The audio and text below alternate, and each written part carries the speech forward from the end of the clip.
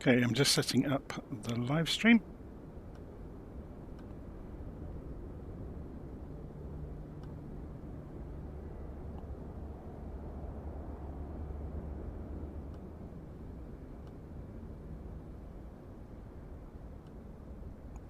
I think we're just about there.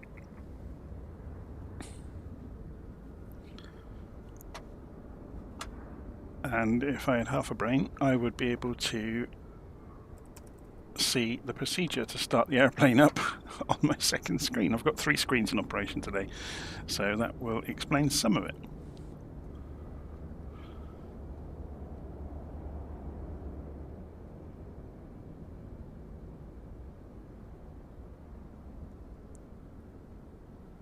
Okay, so I think everything's up and running and working correctly. So let's go and have a quick look at Navigraph. I've put the flight plan into SimBrief to take us from London Gatwick down to Toulouse. And I haven't gone and chosen, so we've got runway 14 right, but I haven't put the approach in yet. We're coming into Fusap. So ILS 14 right, add that to the route. Now there's that's got the transition for Fusap on it. So that's correct. Very good.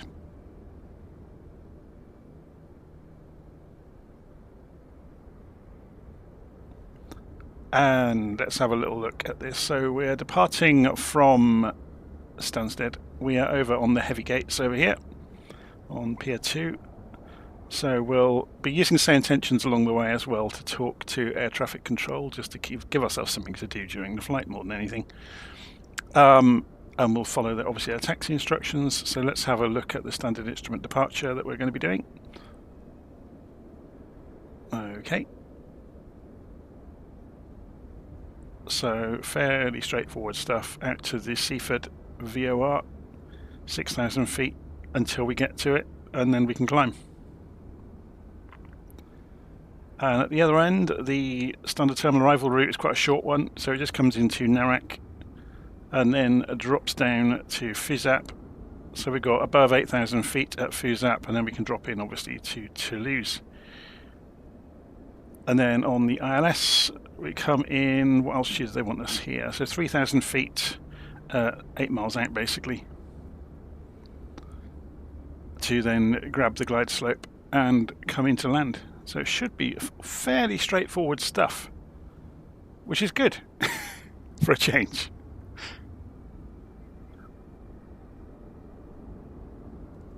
Okay, so we are at the Inibuilds version of Gatwick Airport, which is stunning. I've not seen it with night lighting before either, so this is new to me as well. Looks great, doesn't it? So let's go and jump inside the aeroplane and get some power on. So overhead, we're going to do this. I'll try and do this from the pilot's eye view wherever I can without jumping around with the basic views. So we're going to turn the batteries on. So wait for the fault lights to all go out. There we go. And external power on. And on comes the light show. So let's go and turn some of the lights on in the cockpit. So we'll put the floodlights on to give ourselves plenty of light to see what we're doing around the cockpit. Maybe a bit more.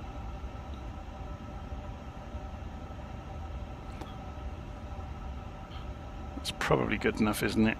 There's more lighting over here. So we've got the console lights and the map lights, and there's so many variations of things you can do with the lighting in this aeroplane, but we're not going to worry too much about any of that. So external lights up here, we're going to go and put the, now let's go through this in order. Strobe goes to auto, it already is. Nav and logo, interesting, so that's gone to 1. The logo can go to auto. Master switch for the APU goes to on. and then start the APU up. Let me just check the volume levels as well before we get too much further. Make sure that I'm coming through, and maybe turn the airplane up a bit so you get to hear things happening a bit more clearly. And then oxygen crew supply, you can go to on. Then arm the emergency exit lights. Make sure the seatbelts are on auto, the no smoking is on auto, no mobiles is on auto. Sometimes it says PED, personal electronic devices, depending on which aeroplane you're in. And then ADIRS. So up overhead, way above our heads. Well, I say way above our head. In the real aeroplane, it's just above your head. So you look up and reach up just above your head, and the switches are directly above you. Sometimes the perspective in the simulator is quite odd.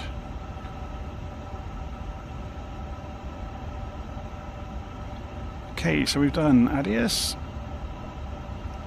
So then back down in the cockpit, we're going to go and configure this screen. So we're going to go, and we've done the options, we've done the Navigraph update earlier today. So just to illustrate this to you, what I'm talking about, if you go into the options page and go to third party, we don't need that open, you can see I've selected Navigraph. I've already updated the data. I did it earlier today. It was something I tripped over, I forgot it. And when you have an AirRack data update from Navigraph, you have to come in here in the A350 and update that, and I'd completely forgotten to do it. I've already checked the throttle calibration as well, it's all good. And I do need to put all my switches back in the default positions though. It's worth checking your physical controls to make sure you've got everything in good places. Okay, so within here we're going to go to the Flight Ops menu and Flight Ops status, go to SimBrief import, which will pull our flight in from Gatwick to LFBO, which is Toulouse.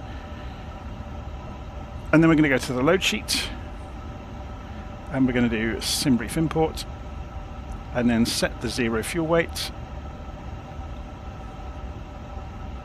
you can see all the numbers coming up, and then set the fuel.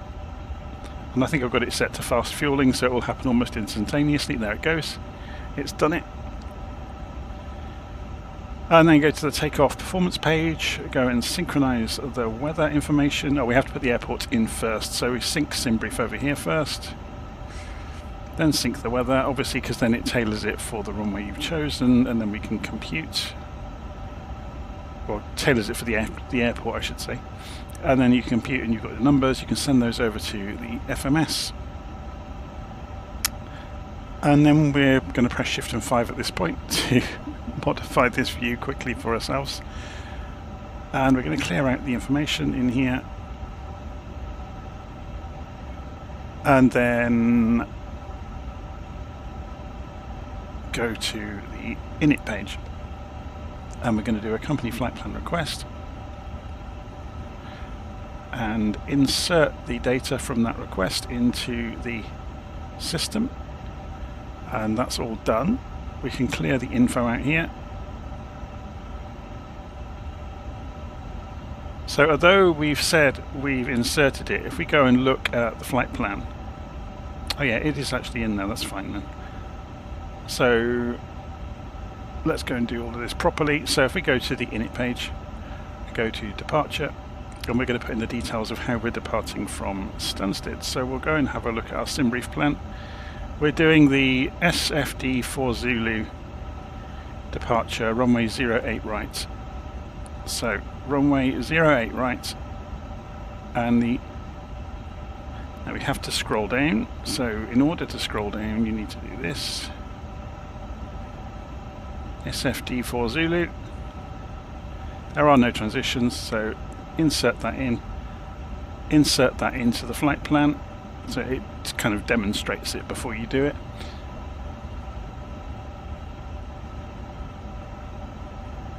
Okay, then we're going to go and set the fuel and load information. So go back to init, set fuel and load, and we have to go and look up some numbers. Now I'm going to try out, I saw some details about this earlier. So if we go to the load sheet, you can see the numbers over here. But if we go and put the cursor in here, if I just press Control, which allows me to use the keyboard, and then press Enter, it fills it in for you. Now let's just check what it's put in. 167.4. Zero fuel 167.4. Isn't that cool? So does it work on all of them? So I'm going to press Control and then press Enter. Click in here, Control, Enter. So it won't allow the block fuel, so we have to go and get block fuel ourselves. So the block fuel, so we've got zero fuel weight, fuel load 12.5. So we'll put in here. And now we can go, while the cursor is in here, we can press Control and type it in. 12.5. He says, famous last words. It's put it over here, look. That's really annoying. So I'm going to turn off keyboard input for the moment and put in 12.5 on this side. I wonder where it gets its focus from. So you can come unstuck then using the shortcuts. So number of passengers is 247.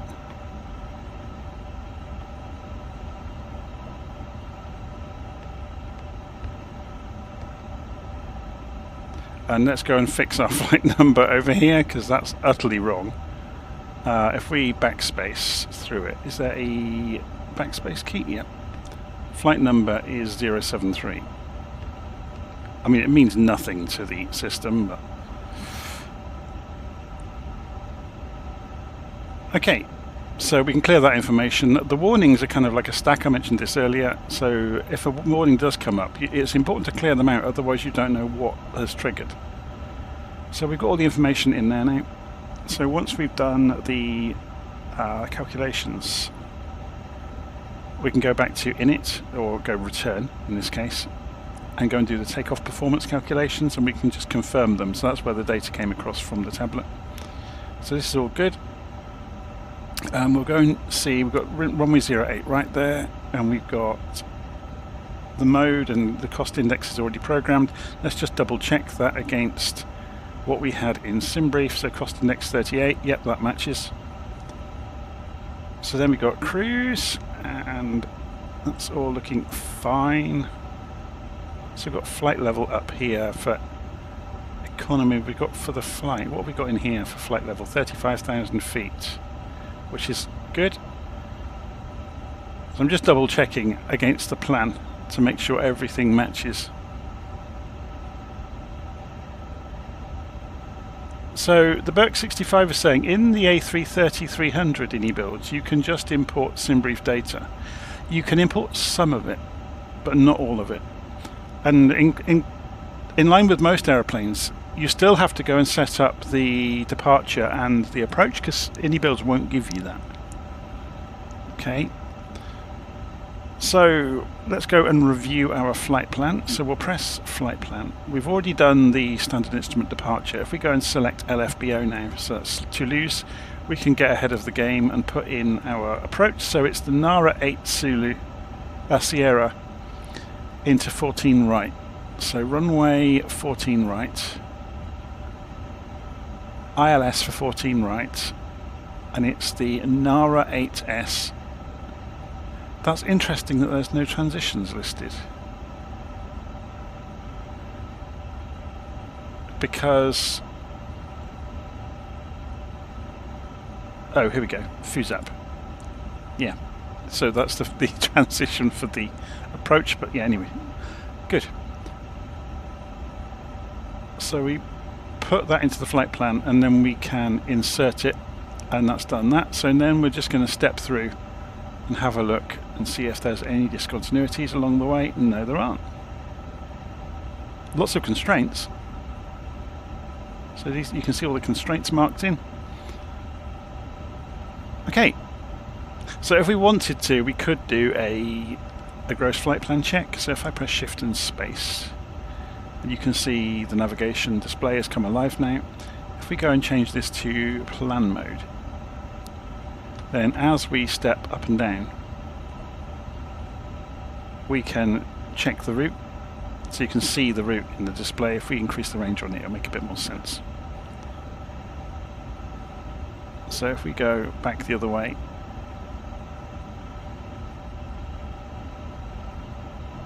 yeah, so you get to do like a gross check of your route. It's fairly straightforward to do. Okay, so let's go back and put that into arc mode and bring the range back down to 10 miles for takeoff.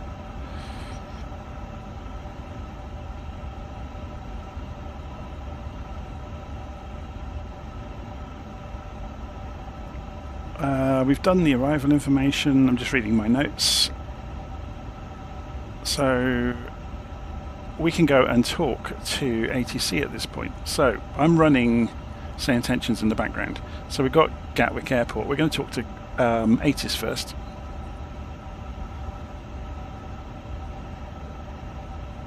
That's interesting. We should be getting an ATIS signal from the airport, and we are not. 136525, has it tuned? Yeah, it's tuned it in for us, look. Why are we not hearing it? Ah, COM1 and COM2 are off. Do we need to go and play games with switching these on? KY conditions. There we go. Scattered at 3400 feet. Temperature 13. Dew point 7. So the information we're interested in is the information is Zulu Density altitude at the moment. minus 100 feet. Transition level. So then we can 65. switch over to clearance. Arriving and we can make our request for clearance. So we are tonight. Our identity is virtual 073. So I just made up an identity, and then we'll go and call clearance as virtual 073, requesting clearance to Toulouse as filed with information Zulu. Okay. Gatwick clearance virtual 073 requesting clearance to Toulouse as filed with information Zulu.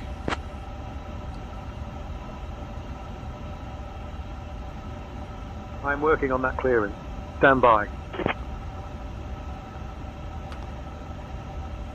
So you'll get a transcript of everything that's been said in here, so it's easy to read back. And if they ever mention frequencies, you can click on them, which is really handy.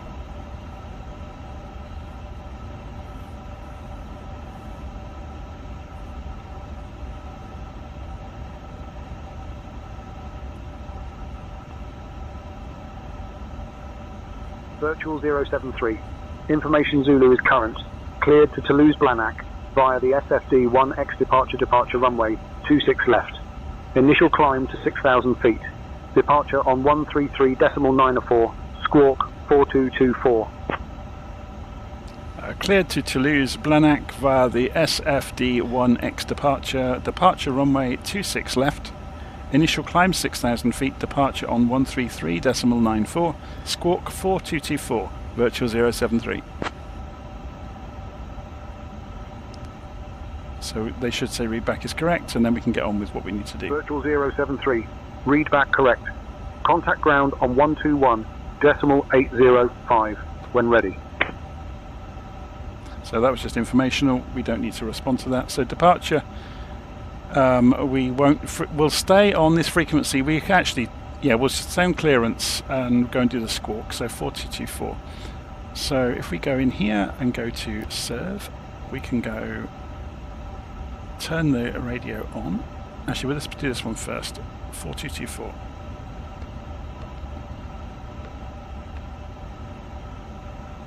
Okay. Mode is auto.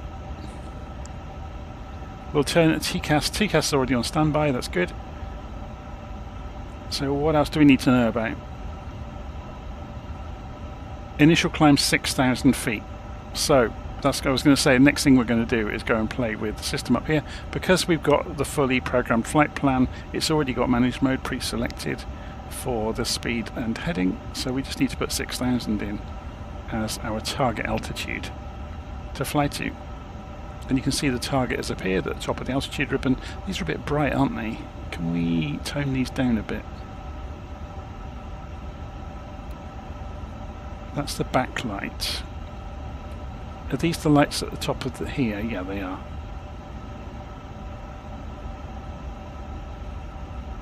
Let's do the same over here.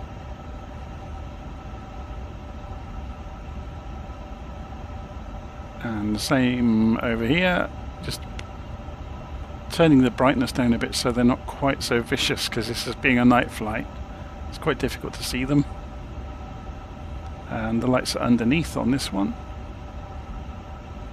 It's interesting how each unit has got the buttons in a different place, isn't it? Although, actually, that's the same, isn't it? It's just upside down.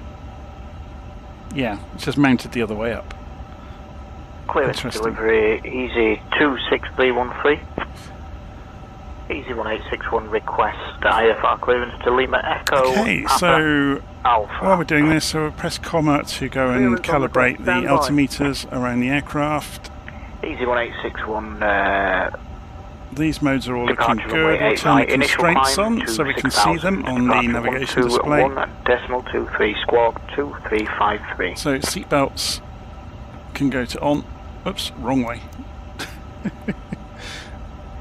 External power can come off.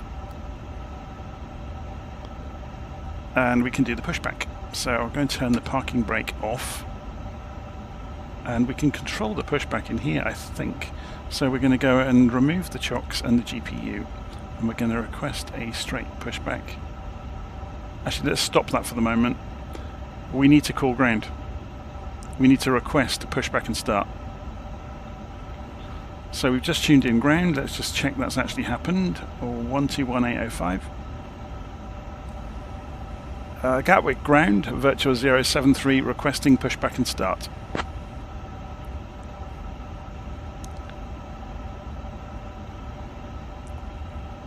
Virtual 073, pushback and start approved, face west. Pushback and start approved, face west, virtual 073.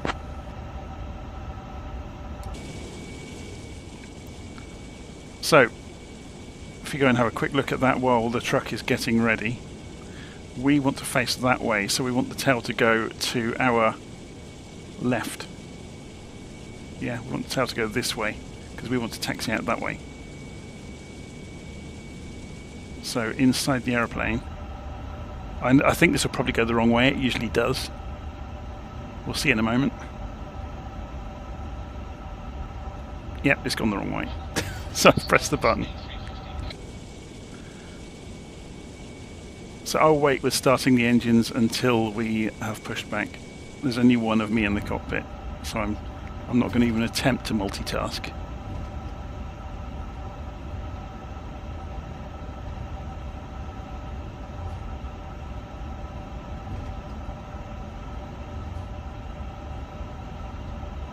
So just commenting there on the SayIntentions continuous subscription model being commented on there. The reason for it is AI is still very, very expensive to execute. So it's the subscription model means that they can stay in business and they can invest that money all the time into new functionality. When the price of AI comes down, I imagine the subscription fees will reduce as well. They've been very fair about that so far. But at the moment AI just costs a lot because it takes a lot of hardware to do it, but there's more hardware coming out all the time that specializes in doing that trick. So is this actually stopping the pushback? It's not. So let's stop that pushback before it goes any further. And we'll go through with parking brake back on.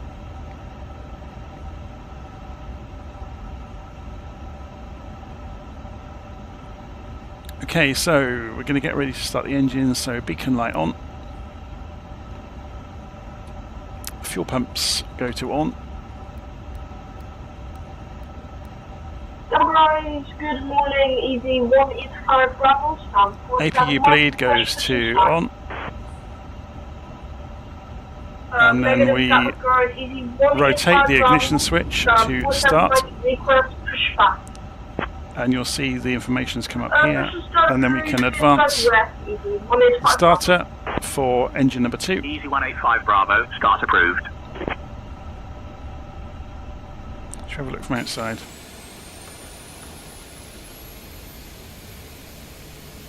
Some pretty bright light, isn't it?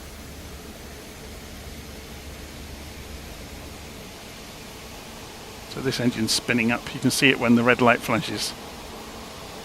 It'll start to make a lot of noise in a moment. Shall I turn the volume up for you so you get to hear it?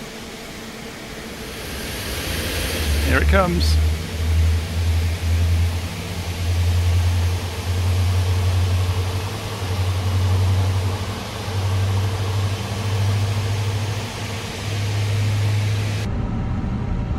So we're just waiting for the highlight to go out, and then we'll start the second engine. Or the first engine, I should say. Engine number 1, the left engine.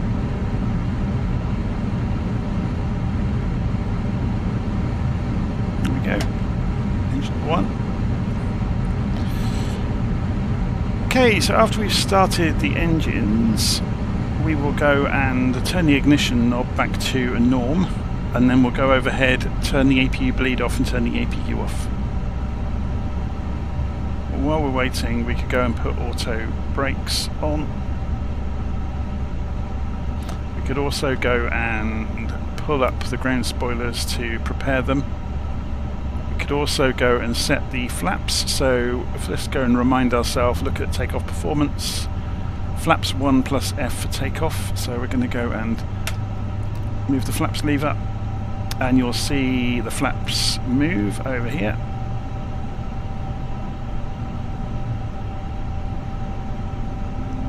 Engine's nearly up and running.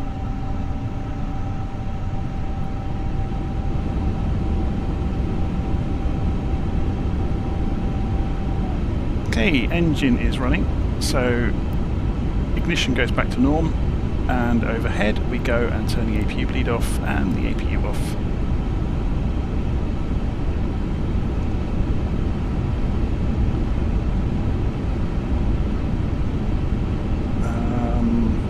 Just reading down the list of things that I haven't done.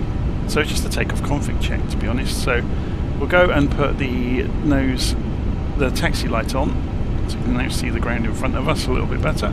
We'll press the radio and we're going to request taxi to runway 08 right. Gatwick ground, virtual 073, requesting taxi to runway 08 right.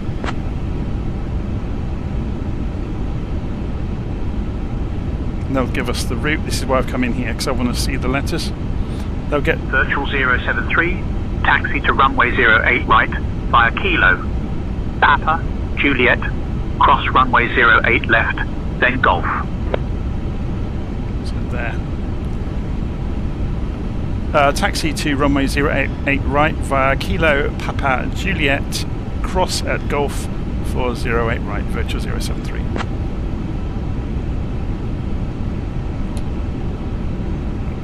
Let's go and around Ryanair 543, vacated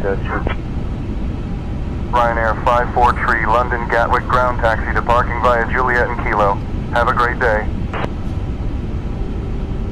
taxi to parking via Juliet and Kilo, Ryanair 543. Ground Ryanair 543, request taxi to gate 6.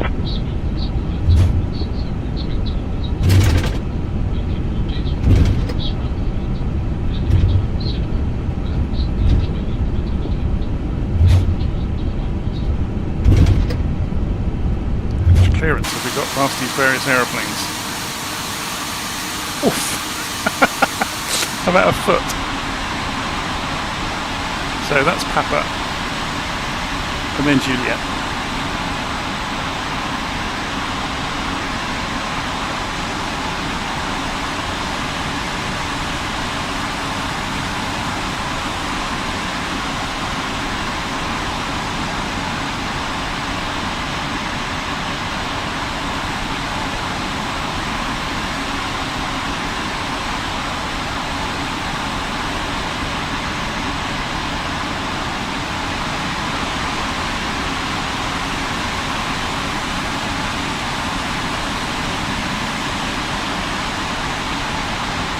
Juliet is marked on the ground.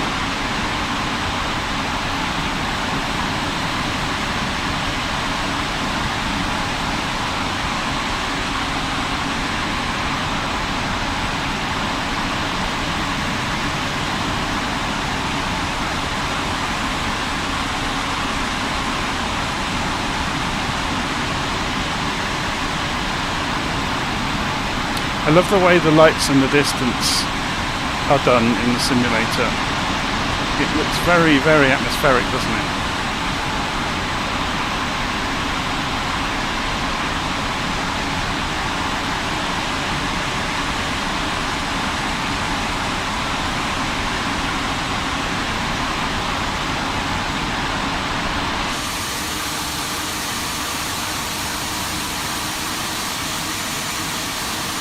So if we remember, we're going to Gulf to cross over. So let's have a look on the airport map. We'll go all the way down here to Gulf. It's the second to last.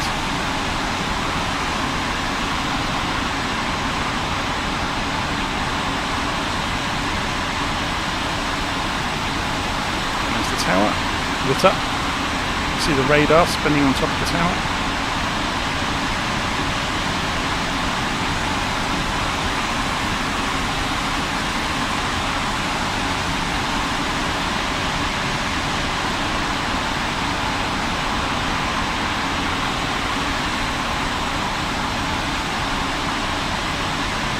Boeing hangar over there.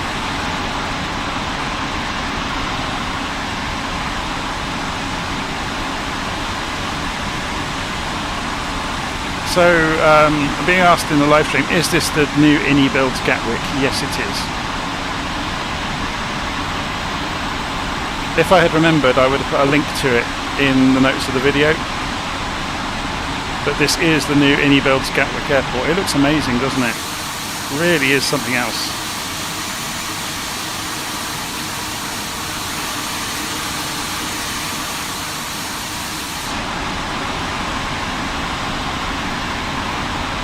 Whale 1987, taxi to gate 19 via Bravo. So this is Gulf, tower on 134 and we have clearance already to cross the runway because it's not operational. The shorter runway Taxi to isn't runway 8 operational. right in contact tower on 134.23 when ready for takeoff. United 1987. UAL 1987, taxi to holding decimal Romeo 8 via Bravo contact tower on 134.23 when ready for departure.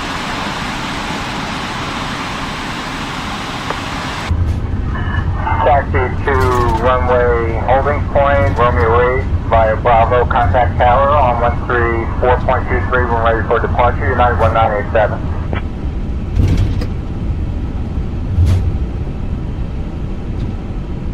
Now I don't know if this simulator is going to behave itself. I'm just going to hang on here for a moment.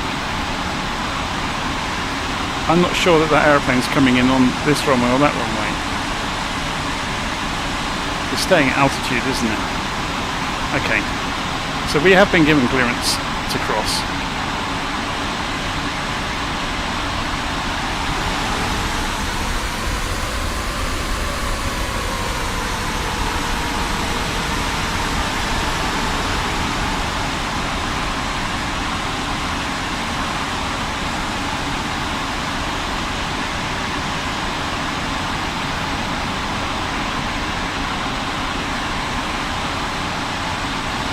We're going to hold here.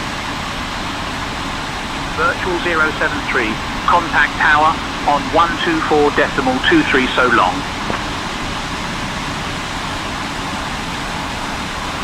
Contacting tower 124.23 virtual 073, good day. Yeah, he was coming on this side then. Gatwick tower virtual 073 holding short runway 08 right for departure as filed.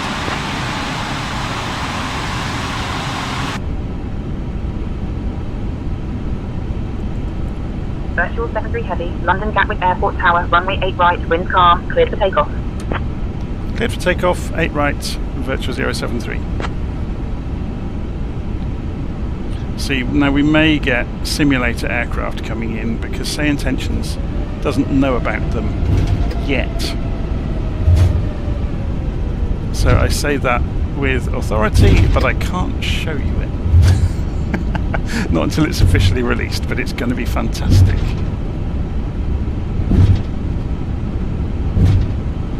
Okay, so we get lined up. Let's take the parking brake on for a moment. going to go and put the landing lights on, put the nose lights to takeoff mode. Then we're going to go and do that takeoff config test. So look in here and it should go out any moment. We're going to go and put TCAS on as well, onto TA mode. Let's try that again. I'm just going to turn head tracking off for a moment.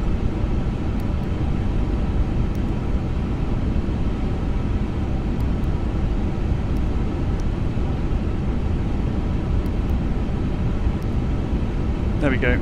Takeoff config is now normal. So shift space. I'm going to put the view slightly to one side. So we've already been given takeoff clearance.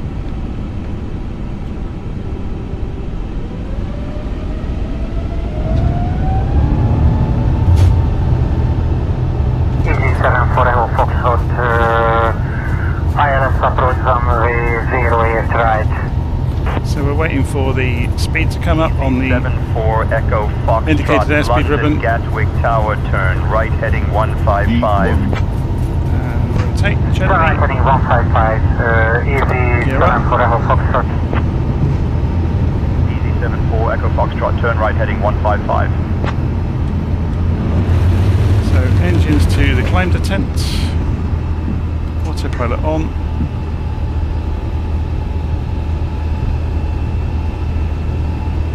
Keep an eye on the speed for a moment before we raise the flaps.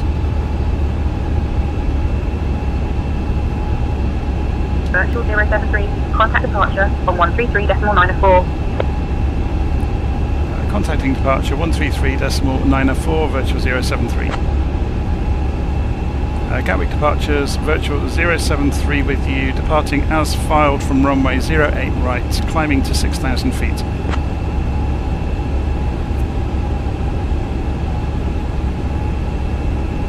Virtual 73, London Control, identified. Climb via the SID, climb via the SID. Climbing via the SID, virtual 073.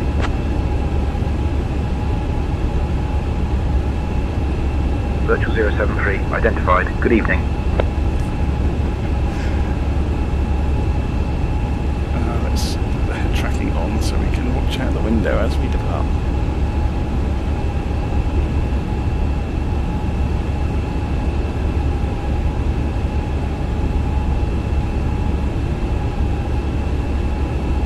So we've got a destination EFOB warning. That's because we took so long on the ground. We burnt more fuel than it thought we should have, but we can always adjust that while we're in flight. So we don't need the ground spoilers armed anymore. So we can go and take care of that. So you'll notice, yeah, we've got that constraint all the way out along here. So it's coming up to 6,000 feet, but then it will stop there.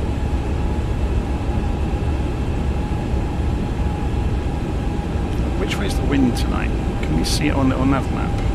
It's going to be a slight crosswind. We can fix the EFOB problem. Don't worry about that. So now we are away from the runway, we can go TARA.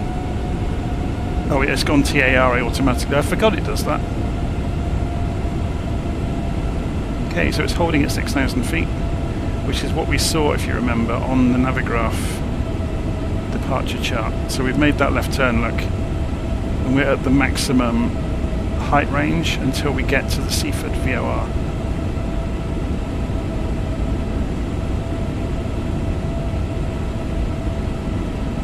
So we're at 6,000 feet, which is the transition altitude, so we can go and change to standard barometric pressure on the altimeters. Notice that's made the height slightly different. So it's just climbing a little bit to take us up to 6,000 according to standard barometric pressure. Virtual 073, climb flight level 230. Climbing flight level 230, virtual 073. So I'm going to turn head tracking off so I can do this fairly quickly.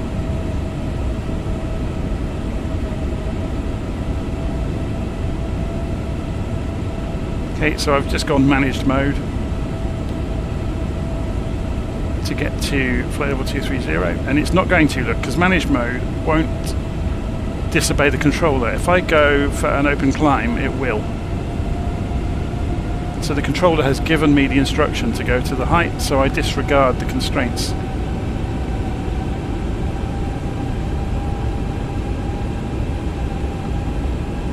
Okay, so we just need to be aware of turning the lights off when we go through 10,000 feet.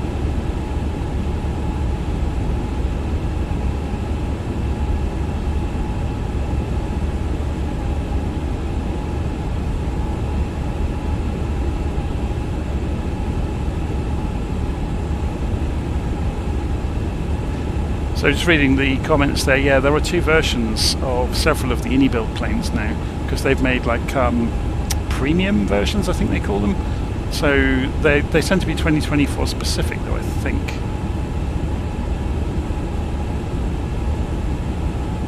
Should we have a look from outside while we have a chance?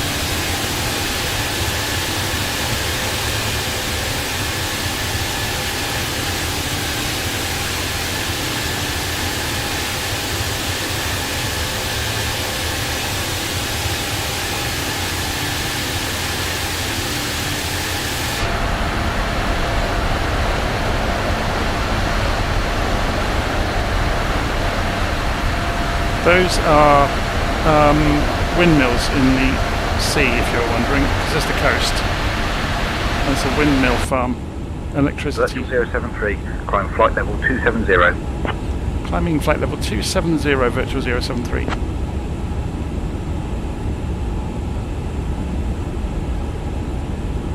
The EFOB warning's gone away, look. It was such borderline that it's quite interesting, isn't it? So we come through 10,000 feet, landing lights can go off. And we're on our way.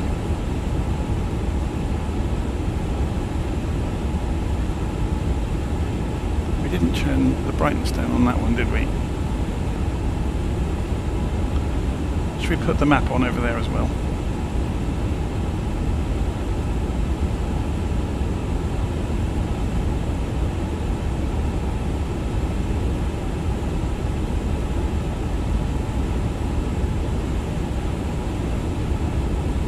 It's all pretty pedestrian stuff now, isn't it?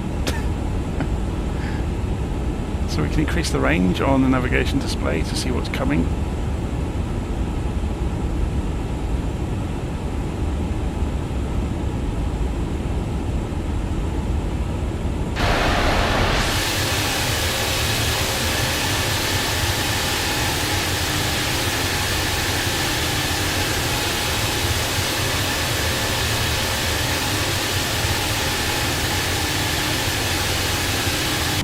So the premium versions just have more stuff in them to play with, as far as I'm aware.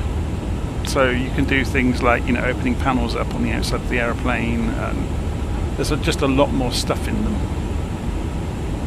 And things that I'm not sure if the standard version has things like the deforming tyres and simulation of the tyre physics, things like that.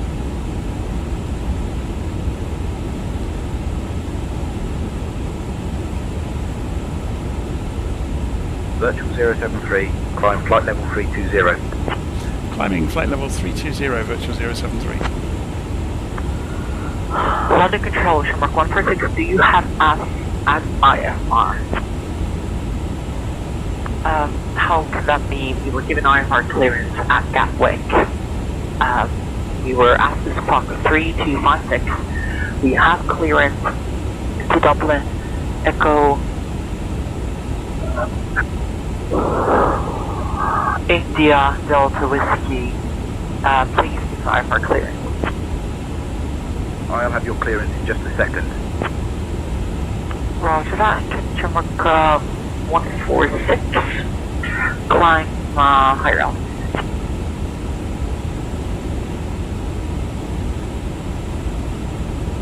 So we're just babysitting the airplane there. There's not much to do. We could have a play with some of the systems, couldn't we? See what we can do with this. So it's got the en route chart here. Can we pull up? Yeah, terminal charts. Here we go. So we've got the shortcuts here for the two airports. So if we go and look in EGKK, we should be able to find our departure. Although we can see it here, and we've already left it, so there's no point. Let's go look at LFBO then. And which chart are we interested in? The NARA 8S. So the chart that's actually is called the 10-2 Afrik Narak.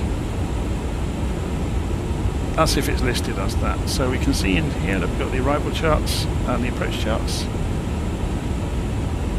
So 10-2 Narak, there it is. So there's Toulouse. We are coming in this way to the Fuzap waypoint. So can we pin that chart? Virtual 073, climb flight level 350. Climbing flight level 350, virtual 073. So sell that. We're nowhere near it. I don't know why they keep giving us different clearances when we're not near them. That's obviously something that SayIntentions will be working on, I guess, to make the guidance a little bit more logical. So we've just pinned that one. How do we see pinned? Okay, there's a pinned one here then. Okay, so if we wanted to see approaches, we want ILS 08. Was it 08? Let's go and have a quick look. 14 right, sorry. ILS 14 right is that one. So we'll pin that. So then we can go to pinned and just see the two that we've pinned, which are the two we're interested in, from inside the aeroplane, which is quite cool. It's good as well that it shows it in the night mode. So that shows that 3,000 feet entry into the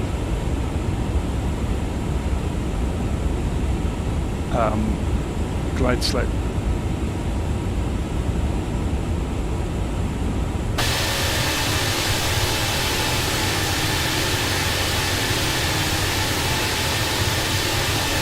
Lighting the sky up. Look at the starry night.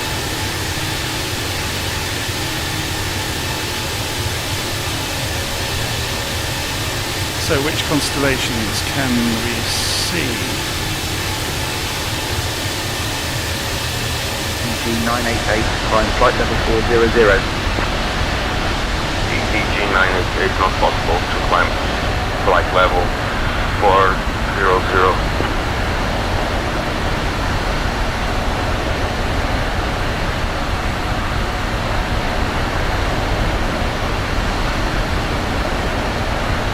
There's one of them. They're not as bright as they should be, which makes it quite difficult to pick them out.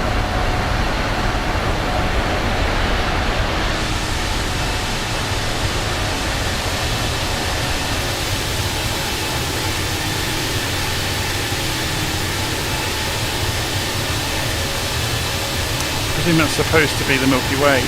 You can see going across there.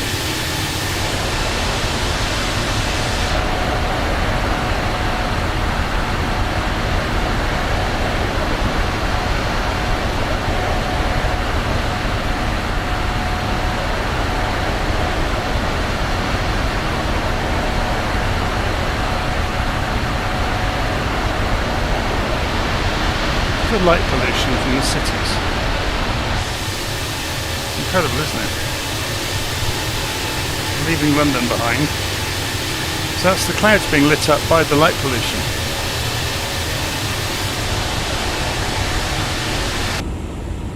Anyway.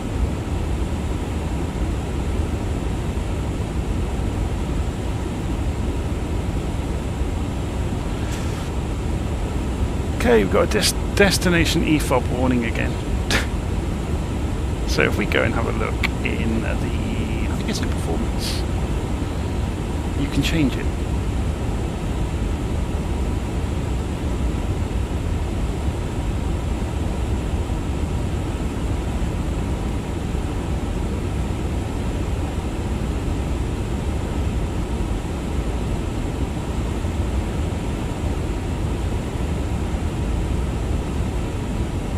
Or maybe it's not in performance.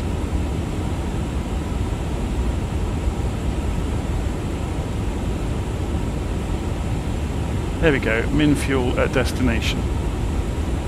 So it's saying it wants 5 tons. If we drop that to 3, so if we come in here and put in 3, enter, then the EFOB warning will vanish.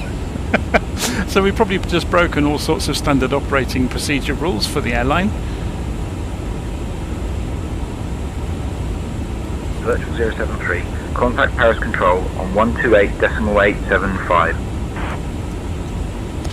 Contacting Paris Control 128.875 virtual 073. Good day. Paris Control virtual 073 with you, climbing to flight level 350 on filed route to Toulouse.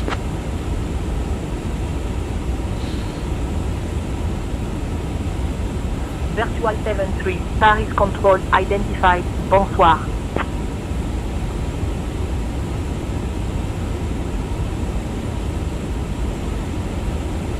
I love that SayIntentions has the different accents for the different areas of the world. It makes a huge difference.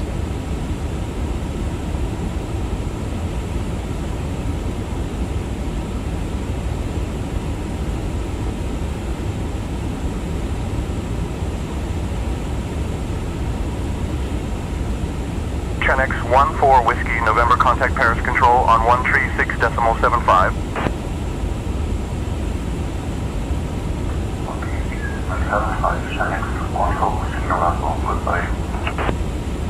Good morning, Paris Control. KLM 1256, roger.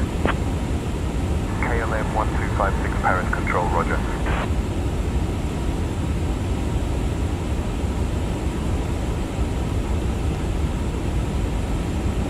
Okay, so now we're with Paris Control. If we have a look on Navigraph, it doesn't show us the sectors, not very clearly. You probably see it on this map, on the en route map. Yeah, we can look. So we've just come into Paris Control area. So we'll be good until we get over the next border here. Can we stop the autosaves? EFB. Menu. Options. I think it was on the previous page actually.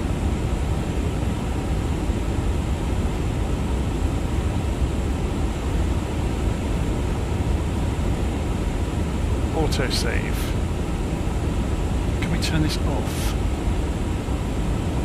Maybe it was in the options.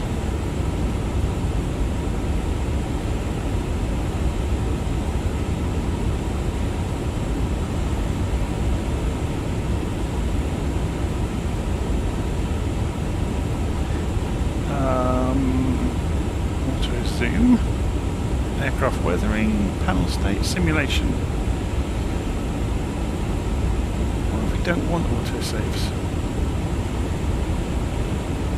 Callouts, cabin options, external, equipment, OIS settings, autosave, disabled. There we go.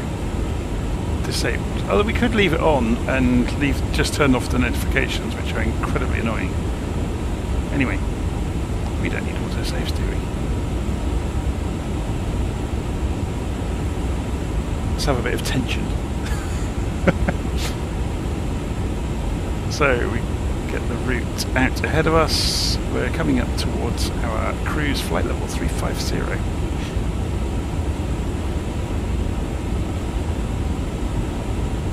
If we increase this out to 320 miles, it's going to get close to the... Let's go to 640. We'll see the destination then. There we go. There's Toulouse.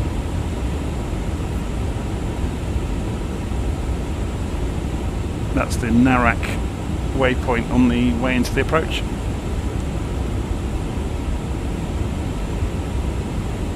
So if you remember looking at Navigraph, there's Narak. We go into the arrival, not the approach. So there's your start, and then from Fusap onwards is the approach transition. Coming into Toulouse on this lovely long runway. So I've been into Toulouse recently in the simulator when I had a play with the is it the Guppy, the giant heavy lifting Airbus that's based on, I think it's based on the A330 body with a massive body extension. But the buildings for that are down here somewhere. I think that's it. Yeah, the Beluga, there you go. Not Guppy, Beluga, that's what I meant to say. So there are the hangars for the Beluga at Toulouse.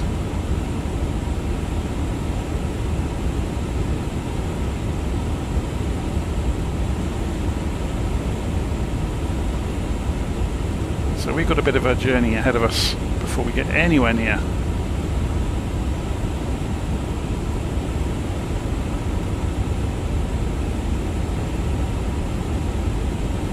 Everything's looking good though. We can turn the seatbelt signs off now. Let's everybody go to the toilet, shall we? If we go, turn them off. Good evening, Jersey Tower. This is Speedbird Victor Bravo at gate 13 with information hotel. We would like IFR clearance, please, to Edinburgh, and we're on gate 13. Thank you so much. A320, Speedbird Victor Bravo. 1 second while I grab the paperwork. Here comes our cruise altitude. Center, November 13 Kilo, request IFR clearance. I'll have your clearance in just a second. So it's saying check min dest EFOB. Remember when it came up with the warning earlier?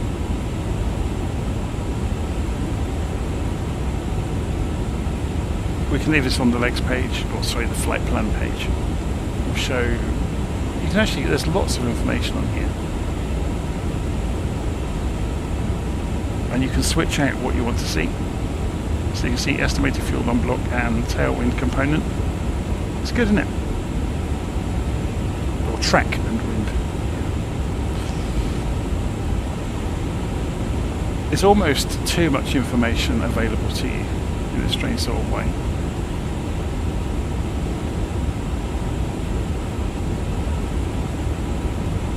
And we've got two independent controls, so we can go over the other side and we can control this one completely independently if we wish to. So we could have like the surf page up maybe, or destination. It's interesting, isn't it? So let's put the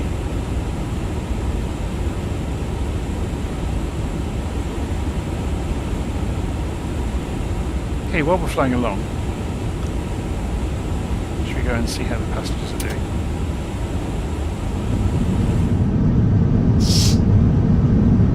Lights are off in the cabin. You can control all of this sort of stuff with the, I think this works, doesn't it? So, lights, yeah, there we go. So, night mode. There we go.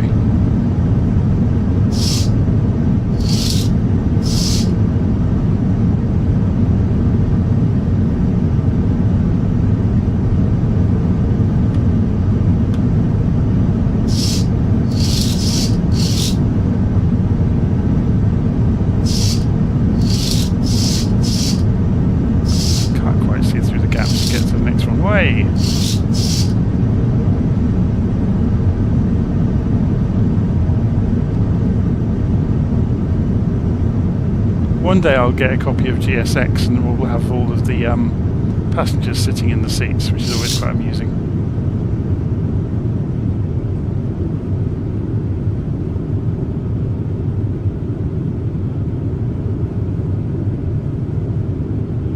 So Dougal's asking if I'm getting any WASM crashes. No, I'm not. I didn't even clear the folder out and it's still working fine.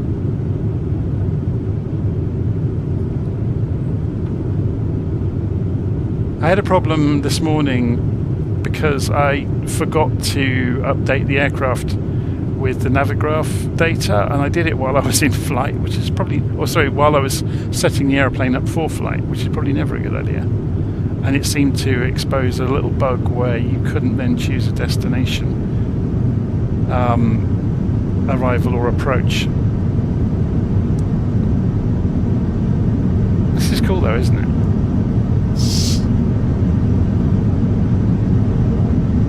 So if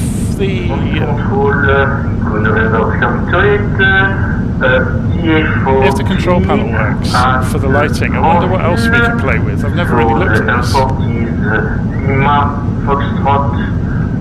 Romeo Foxtrot, roulage IFR plane to Guernsey, Echo, Golf, Juliette. 1 second while I grab the paperwork. So there's the temperature controls. Expecting the Lucid 2 November arrival, thank you. Easy 157, contact Paris info on 126.1.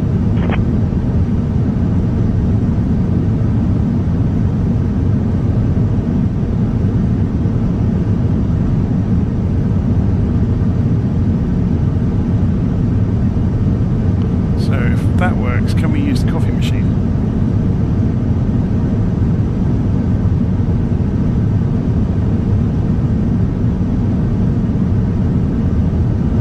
Now, am I clicking things in the cockpit when I'm clicking that? I think I possibly am. So I'm going to be very careful.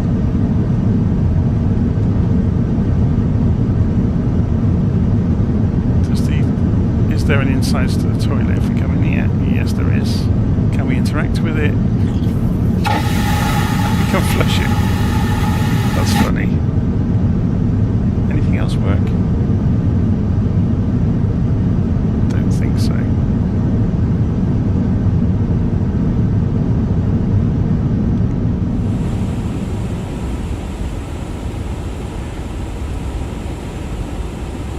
Well, that filled a few minutes, didn't it? We ought to go and close the door, I suppose. Has it got a lock down here for the cabin door?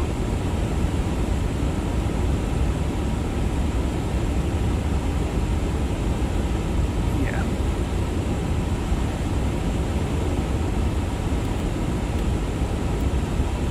Doesn't seem to do anything though, but at least you can flick it to pretend you're locking it.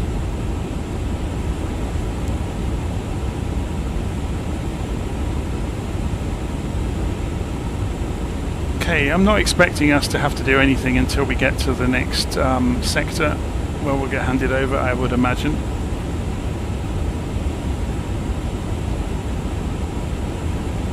Can we zoom in and out on this map? There we go. Oh, it makes it really busy though, doesn't it? It's actually almost more useful zoomed out.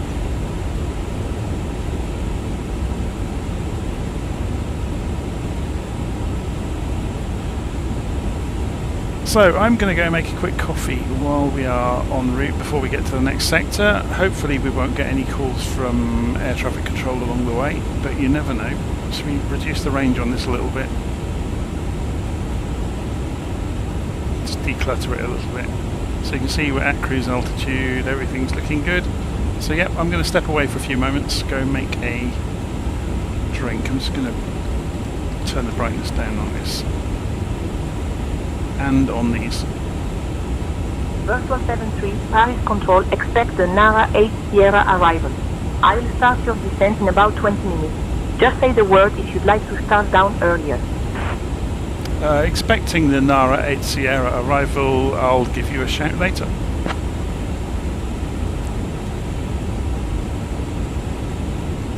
I should have said my call sign then.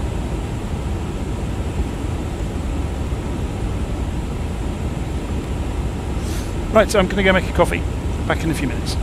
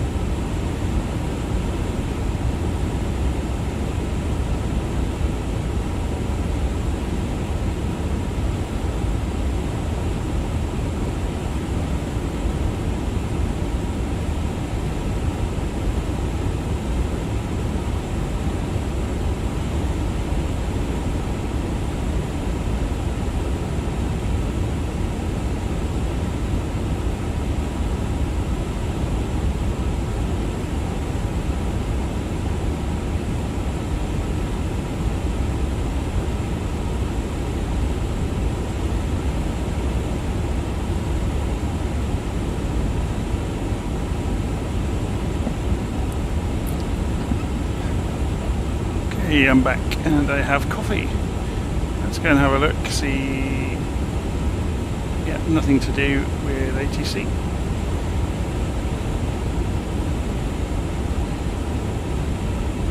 It's looking good so far.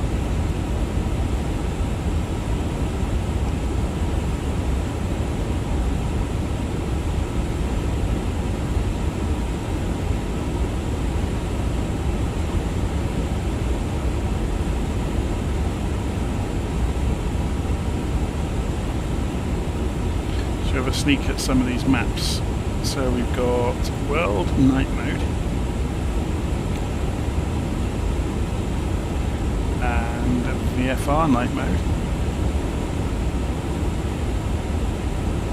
IFR Low Level Night, so that obviously won't.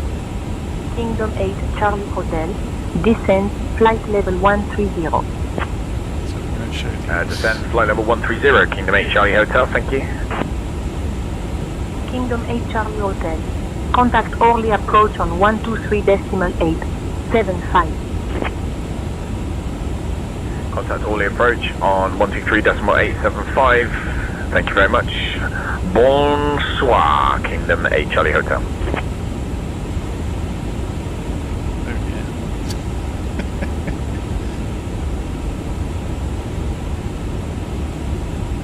It's very cool that it has all these different modes, isn't it? The zoom level could do with being adjusted on the standard view.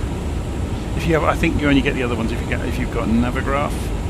So if we go night mode again.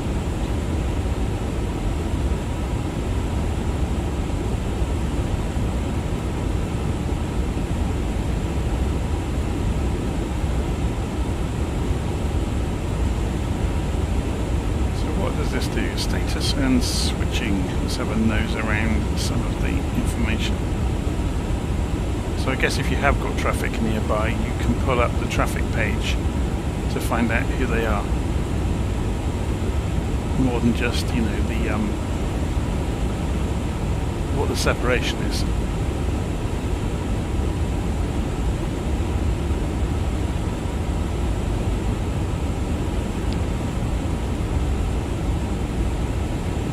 Should we go and have a nosy at the weather in Toulouse?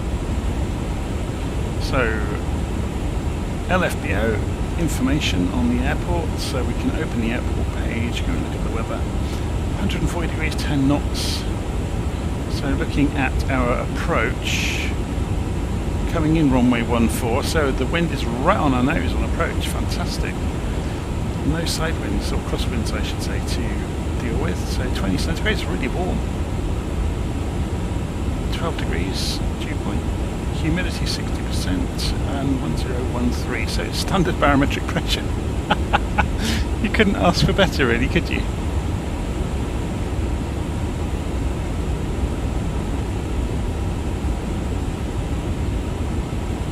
Interesting. What's the ATIS? Oh, you can choose. No relators available. What about VATSIM? No, that's a shame.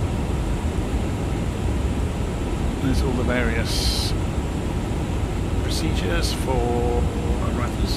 So that's the one we're doing. And the approaches. There's the one we're doing.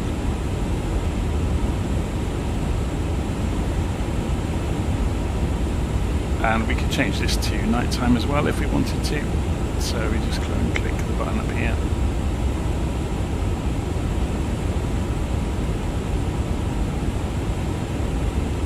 If we say, yeah, it's on auto IFR.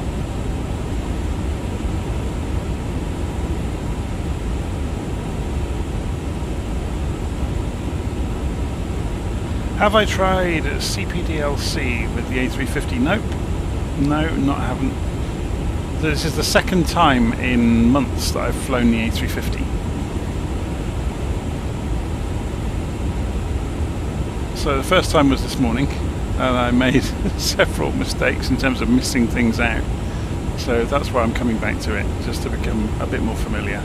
It's very rare that I fly the same aeroplane in 2 videos in a row. as probably people will know, I'll probably be in a Cessna tomorrow, and a fighter jet the day after, and a helicopter the day after that. So it does mean that it's sometimes a struggle for me to remember how different aeroplanes behave, or where the controls are and things like that.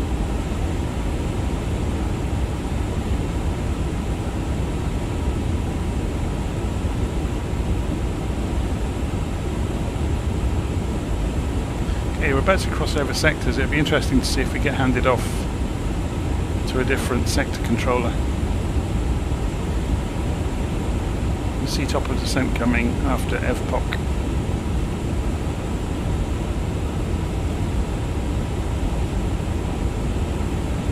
So will Paris control hand me down to a different controller? We're about to find out.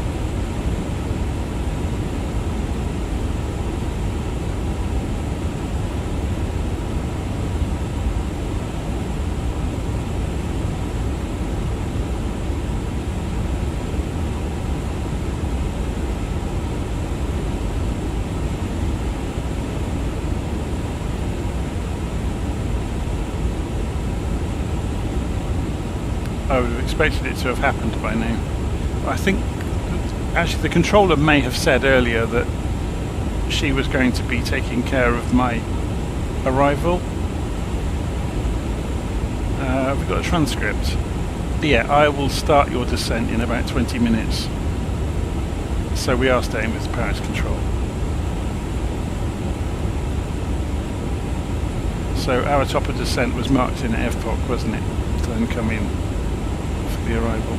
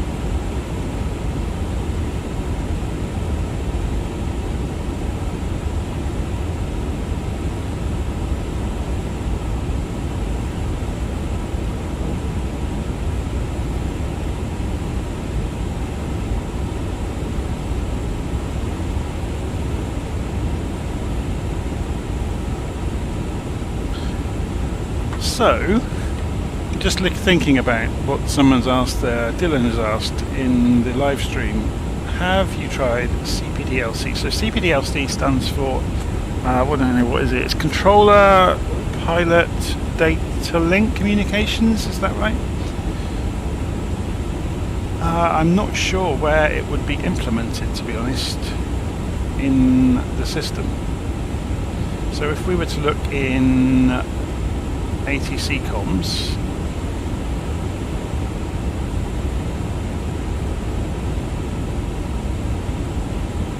so if we do SayIntentions, Virtual 073, contact Bordeaux control on 127.675. Contacting Bordeaux control 127.675, virtual 073, good day. Bordeaux control, virtual 073 with you, flight level 350 on plan as filed towards Toulouse.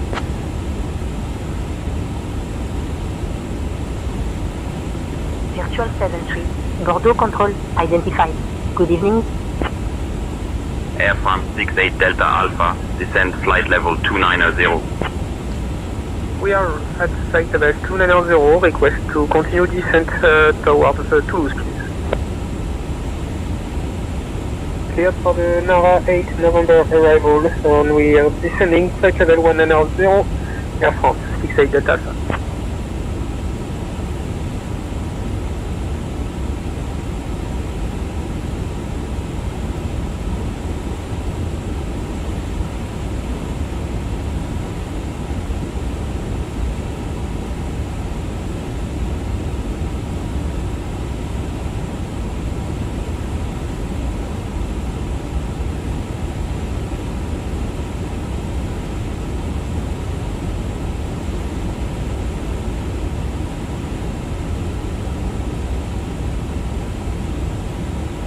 let's try this out. So if I request speed,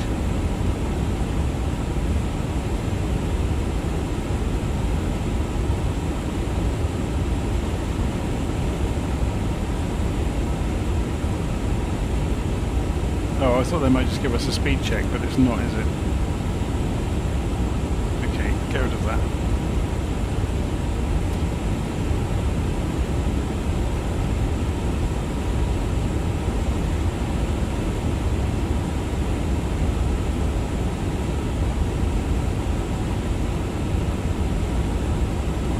Interesting. I'll have to have a read up about this. It looks quite fun.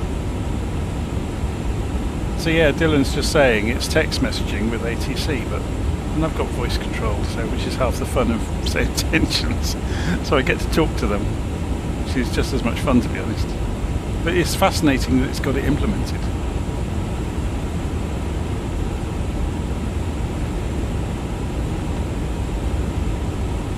So you can see this has got the descent marked in.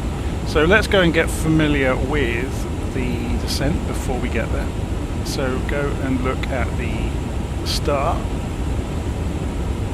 So we want to be below flight level 150 when we get to Narak. So hopefully the VNAV calculations of descending around about EVPOC work for that.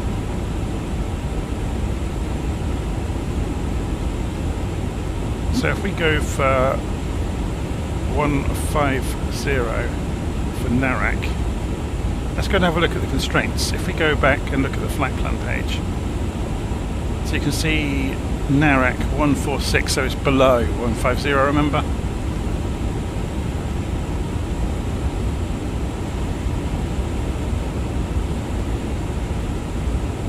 So we're about 50 miles out from EVPOC. When we get to EVPOC, we'll talk to the controller.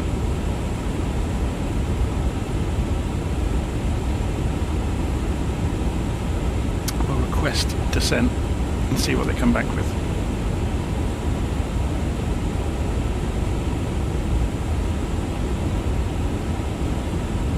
Aha, so just reading the live stream comments, and Cologne70 is saying, yeah, the text communication would be useful for the oceanic routes.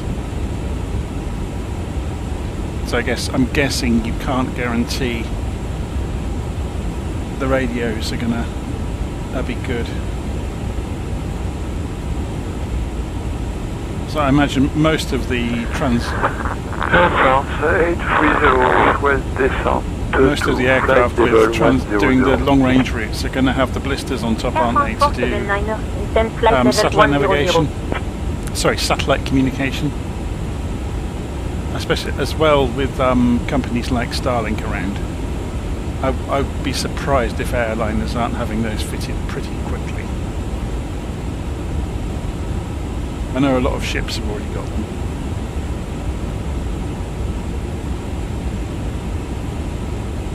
Which would give you, crystal clear, high bandwidth data communications.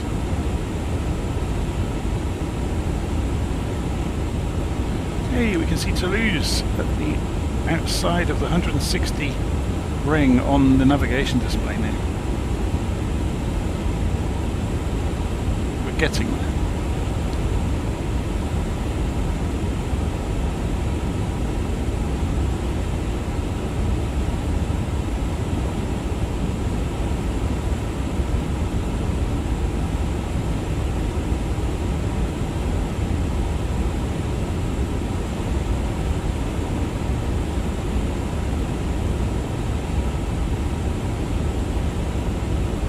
Saying here, check destination data.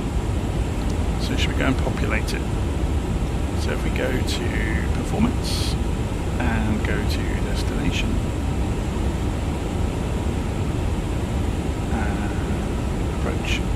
Okay, let's go and get the wind and everything from Navigraph. So we'll come back into here just to make sure it's up to date. So information for open the airport, want the weather. Wind 140 at 11. 140 degrees. 140, enter. And 11, enter. Outside air temperature is 19 centigrade. QNH is 1012. So it is slowly getting colder. And what about the Barrow? Let's go and look at the decision altitude. Cat 3 ILS, which is what we've got, so it's going to be 100 on the radio.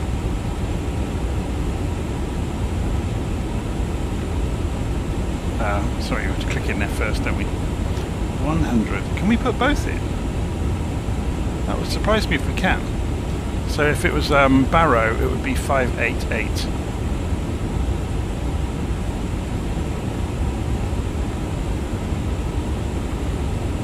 Yeah, like it's one or the other. We're going to go for radio and say 100. Or radar. Radio, whichever. That's all done. We're not going to activate it. Because that does something that is unrecoverable to the rest of the system. But we are going to say come down to 140. So should we do this early? Who were we last talking to on the radio? Bordeaux Control.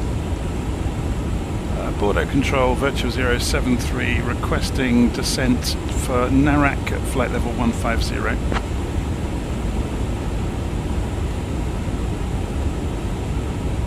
Virtual 073. Cleared Nara 8 Sierra arrival into Blagnac. Whenever you'd like descent, flight level 070. Control, Speedbird 78.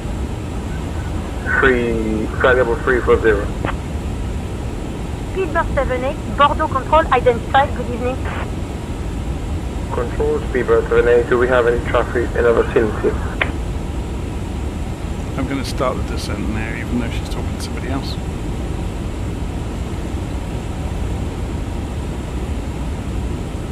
Bordeaux Control, cleared and Nara 8 Sierra arrival into Blagnac. Will descend flight level 070.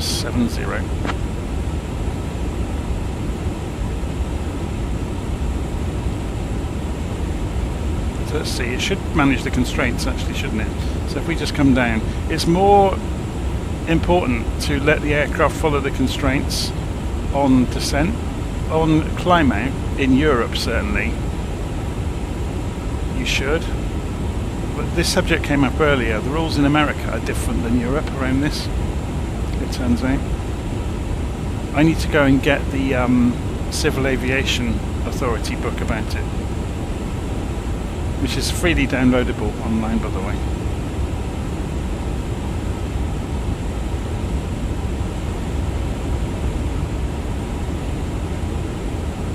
Okay, should we zoom in on this map a little bit now?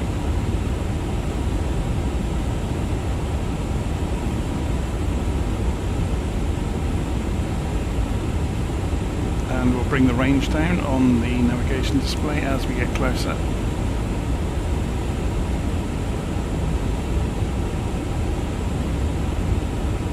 So it's only coming down at 1,000 feet a minute at the moment because we've started descending before the aeroplane thinks it needs to. There's an aeroplane directly below us doing a similar route. If we go and look at the outside view,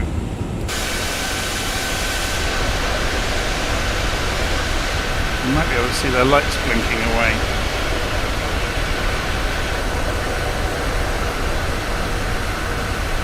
I wonder how far ahead they actually were. What range did we have? Whoops. Go looking here. They're about 10 miles ahead of us, below us. Let's Control Alt-N. Can we see that? No, that's not them. Or is it? Do they look a couple of thousand feet? Oh, it might be.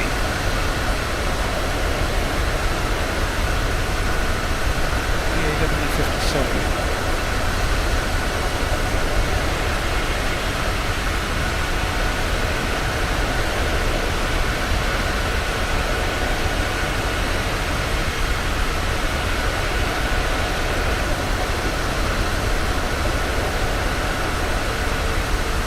contrail they're leaving. It's very cool, isn't it?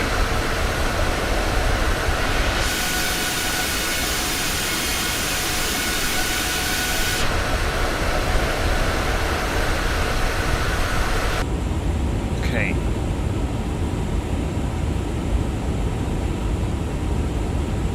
Turn the signs off. Actually, it might be them. 700 feet there. We're coming down through their altitude level. Yeah, it is them, isn't it? You can see the wings blinking away. 08, contact Bordeaux. Control on 125.7, 9er.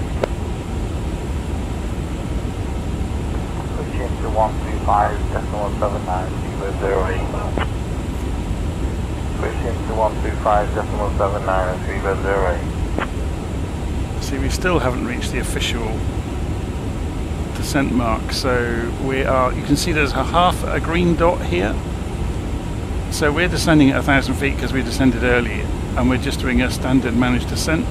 So it will only go to 1,000 feet until it reaches the profile for the descent. So it will carry on through here at 1,000 feet a minute until it gets to the point in the sky where it thinks it should be descending more steeply, and it will suddenly come down more steeply.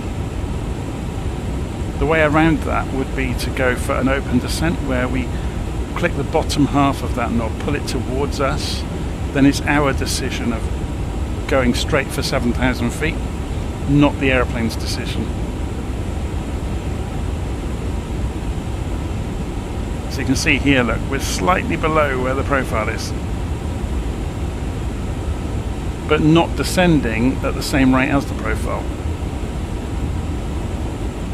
It's a shame it hasn't got a vector on here to show that.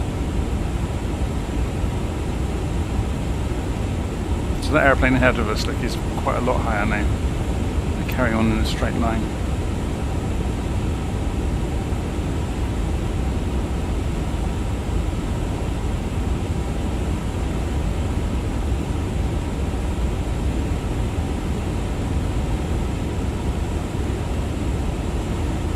So we don't get anything untoward happen with the autopilot. If we do get any aeroplanes near us on the way down, we're going to go to TA mode now, which means that the autopilot won't react to aeroplanes nearby.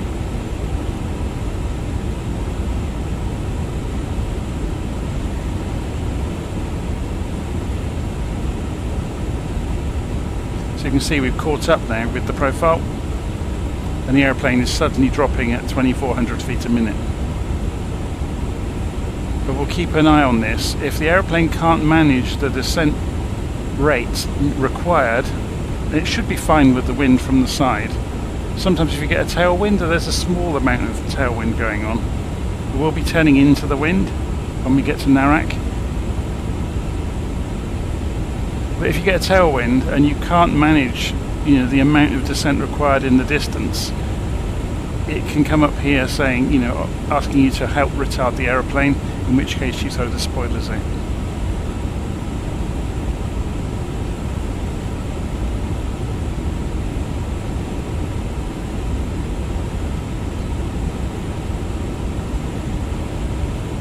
Should we go and increase the range on the co-pilot display a little bit? And maybe change his mode to arc as well. Although it is quite good actually seeing nav, because then you see aeroplanes around you with the TCAS.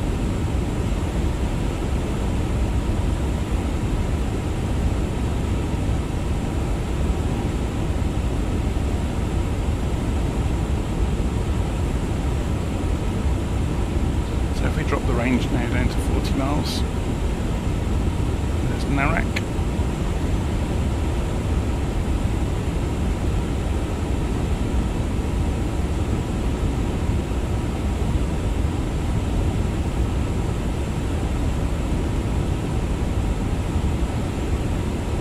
Starry night. You can see that contrail now, look, he's whizzing off into the distance. Because of course we're descending into the thicker air as well. So we couldn't go as fast if we wanted to.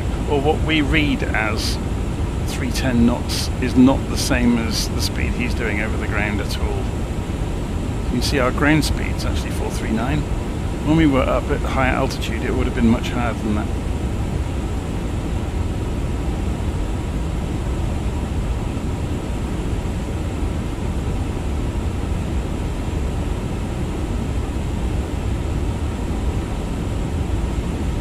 Just keeping an eye on this profile. Should we go and put the seatbelt signs back on, make everybody go sit down?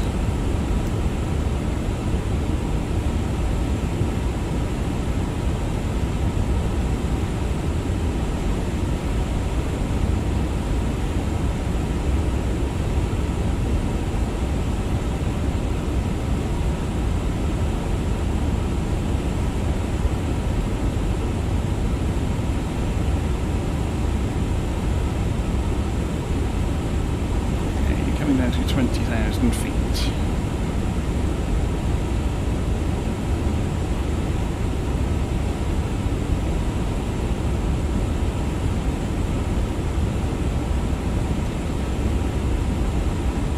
So I'm just looking at the markers along here. So we got 8,000 feet at FUSAP.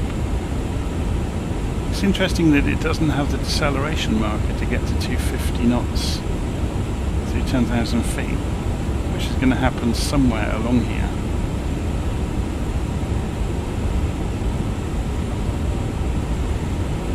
Let's go and check transition altitude at the destination. So let's have a look on Navigraph.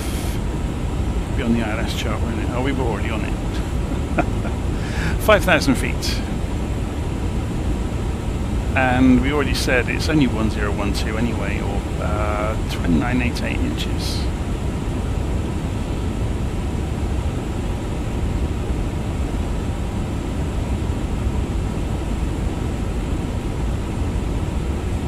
Tracking off a bit, just make it a bit more fun.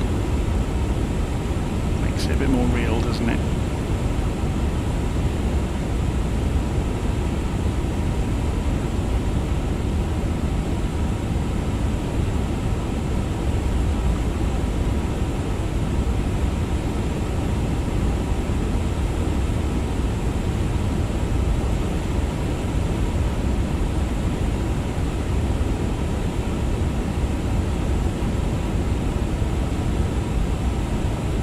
Plane should bank right any moment.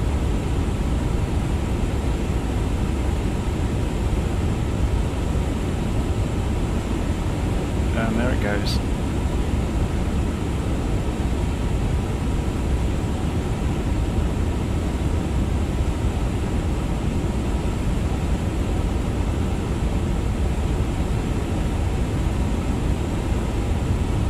Virtual 073. Contact Blagnac approach on 121.105. Contacting Blagnac approach 121.105 virtual 073. Blagnac approach virtual 073 with you descending to flight, so 7,000 feet. Cleared on the Nara 8 Sierra arrival into Blagnac. 5.799 81 Charlie Echo. Virtual 73 Heavy, Blagnac approach, identified. Bonsoir pilote, expect the ILS runway 14 right approach into Blagnac. Expecting ILS 14 right approach into Blagnac, virtual 073. Should be fairly straightforward. It's all going like clockwork so far.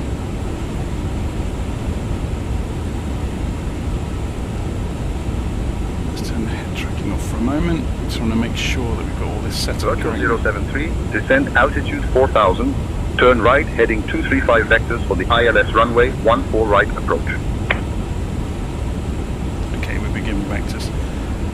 Turn right heading 235, descend 4,000 feet for the ILS 14 right approach, virtual 073. So heading 235. So we pull this towards ourselves and we turn right 235.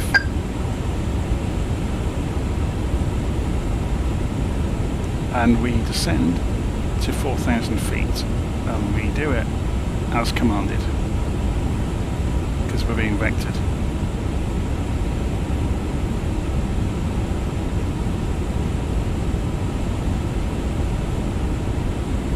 So they are not following the route.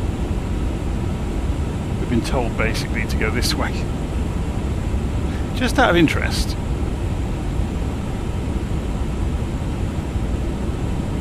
yeah, he hasn't mentioned the approach, the official approach there. Just wanted to see this. Yeah, this is where this kind of falls down. If we look here,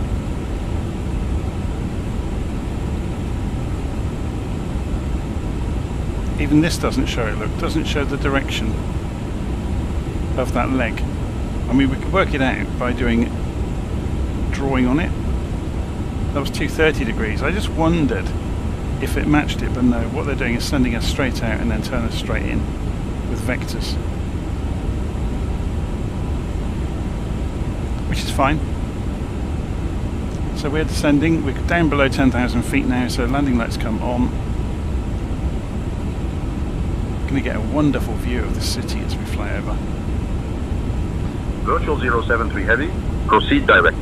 CF14R, descend altitude 3000 until established on the localizer, cleared for the ILS runway 14 right approach. CF14R, wasn't it? Proceed direct, CF14R, descend 3000 until established on localizer for ILS runway 14 right approach, virtual 073. So we go direct to 14 right. So we select it and we can go, can we go direct on this page?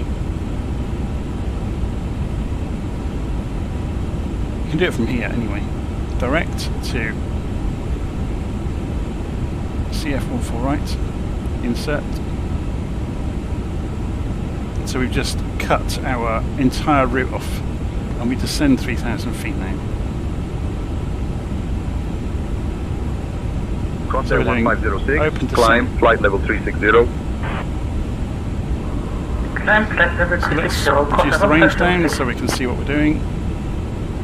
Departure route, Crosshair 1506, flight level 4,000 feet, inbound BO 141.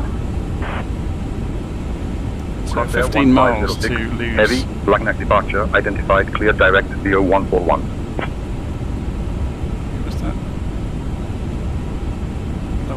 Was it? No.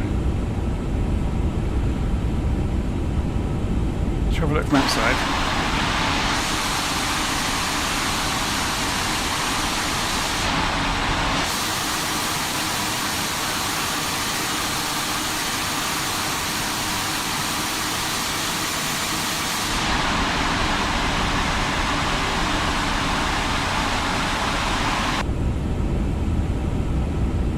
Okay. We need to get the speed under control. So we're coming in quite quickly here. Do you know, I may well go and take control of the speed myself.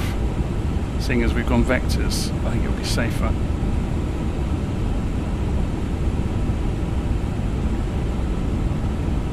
I'm just looking at the speeds here. To go flaps 1, we need to be below 220 knots. So let's go 210.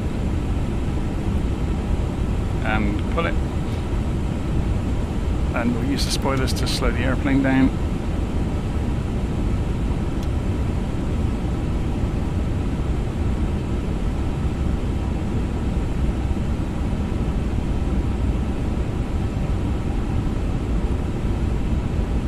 So as soon as we're below 220 knots, we can extend to flaps 1.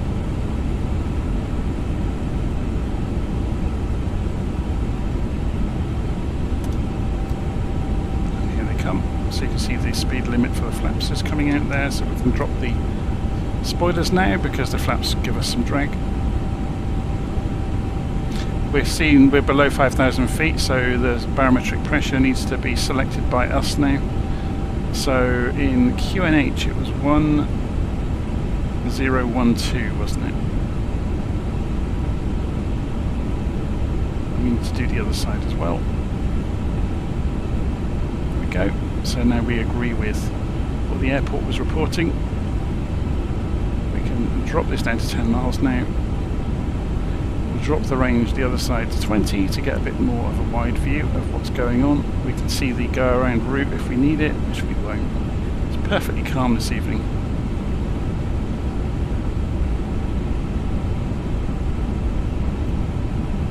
So, do we have any speed restrictions? I don't think so. Let's just have a quick look at Navigraph, at the approach chart. So we're coming in, look, on this shortcut into 14 right. So max 210 knots. We're doing 210. So let's pull this down to 180 just to make our life a bit easier.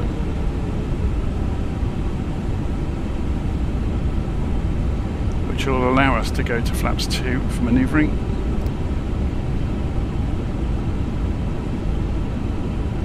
So we're at 3,000 feet. We should be able to turn the landing system on now, and we can see there's the glide slope. The localizer is off to one side of us. As we turn, it will swing into view. Virtual 073, contact Blagnac Tower on 118.1. Contacting Blagnac Tower 118.1 virtual 073. Blagnac Tower virtual 073 on approach runway 14 right.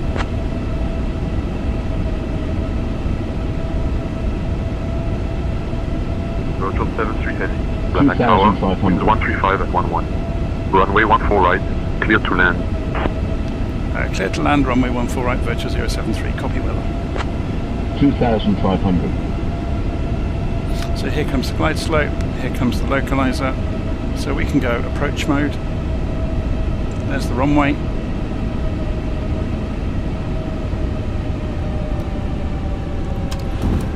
Gear down.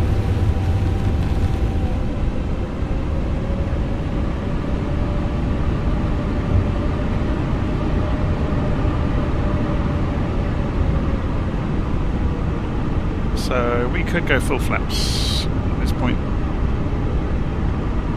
So let's do it.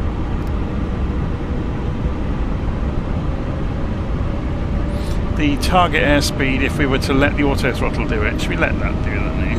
There we go. So the glide slope, you'll see as we fly through it, it will begin descending down it. There's the runway, we can see the PAPI lights as well. And there we go. We're descending on the glide slope, captured. We can go both autopilots on. So you get land 3 dual, lights up. Glide slope's locked.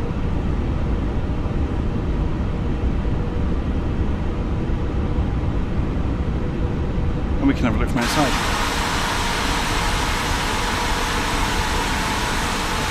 There's your screenshot. It's like grab a copy of it.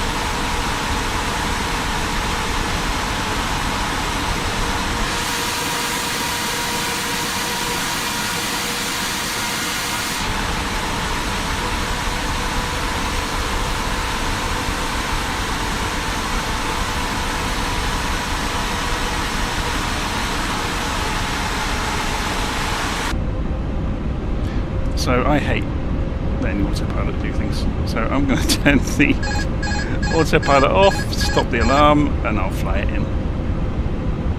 Let's give it a wiggle. It's me. Let's go, and while we're at it, put head tracking on so we can look out and enjoy the city lights on the way in.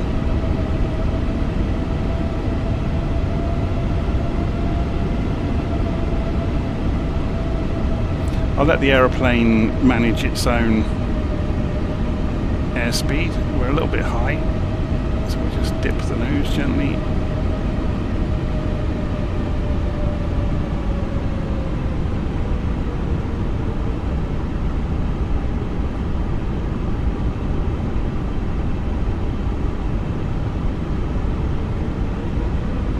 The city lights are amazing, aren't they?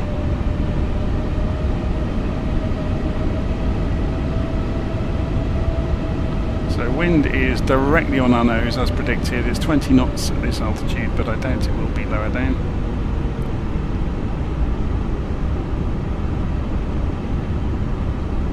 It's very easy to get into a pilot-induced oscillation in this aeroplane. where you give it a small movement, and you wait for the airplane to start moving, and you end up with momentum, and then you push it back the other way, and you push back too hard.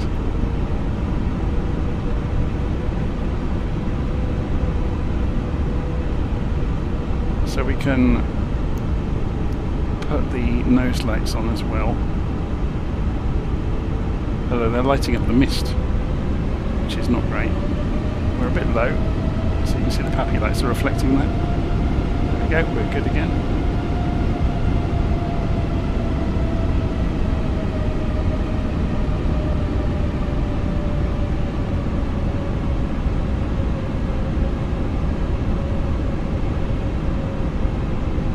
$500.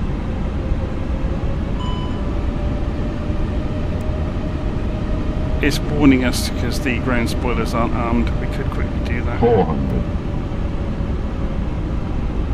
300.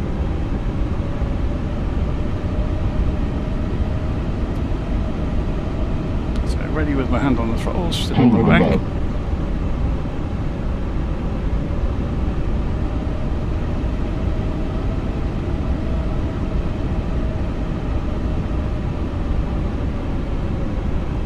$100, 90, 80, 70, 60, 50, 40, 30, 20. Retard. 10, 5.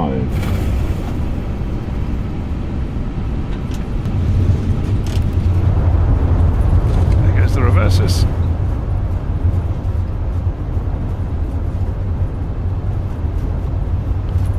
Start on the wheel brakes gently. Do you want to see it bounce side? And cancel the reverses. Virtual 073, welcome to Blagnac.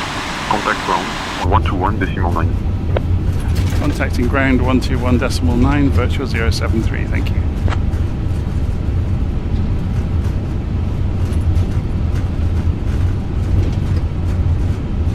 So we'll keep the lights on until we get off the runway.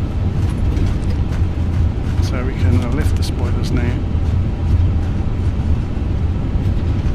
Start winding the flaps in. Touch the wheel brakes.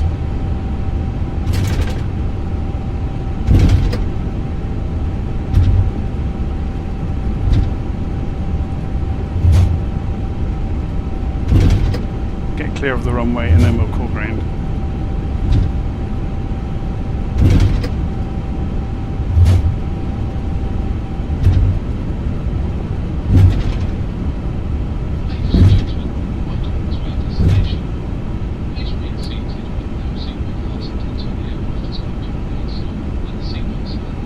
Blagnac ground, virtual 073, clear of runway 14 right, requesting taxi to parking.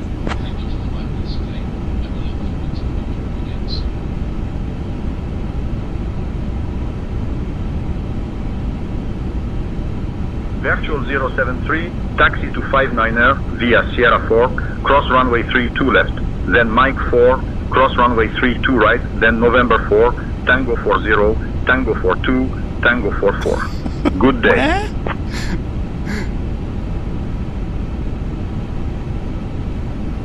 Taxi to 59 via Sierra 4, cross runway 32 left, Mike 4, cross runway 32 right, November 4, Tango 40, Tango 42, Tango 44, virtual 073. So let's figure this out. Taxi to 59, which is going to be over. Where on earth is 59? Okay, let's pull up the other chart. So we're going to figure this out before we start moving.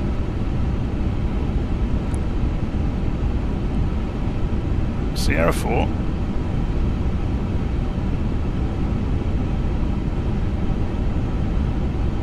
Sierra 3. We're on Sierra 4 now. Cross runway 32 left, which we are doing. Then Mike, okay, they want us to turn around. So Mike 4, November 4, Tango 40, Tango 42, Tango 44. So it's over here somewhere. Okay, so we just need to turn about. and we've got clearance to cross the runways.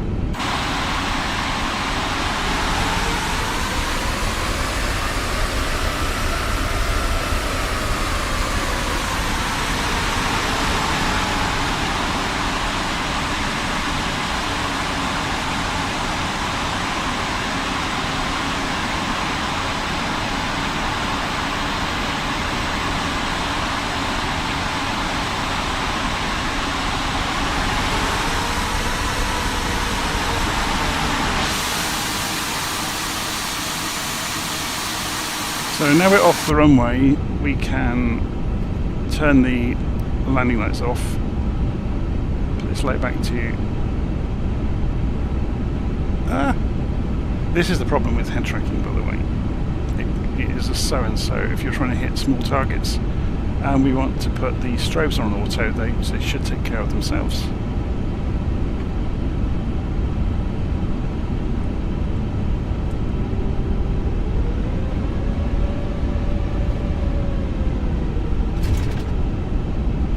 Okay.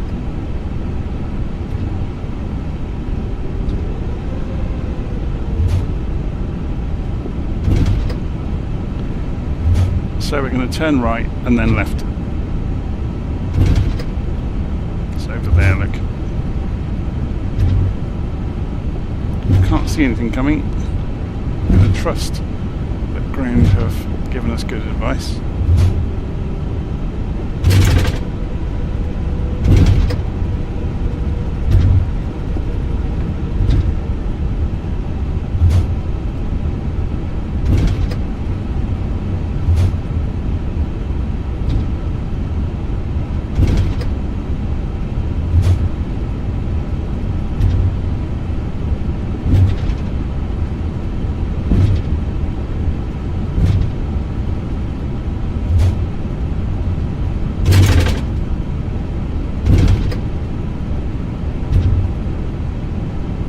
Straight across here.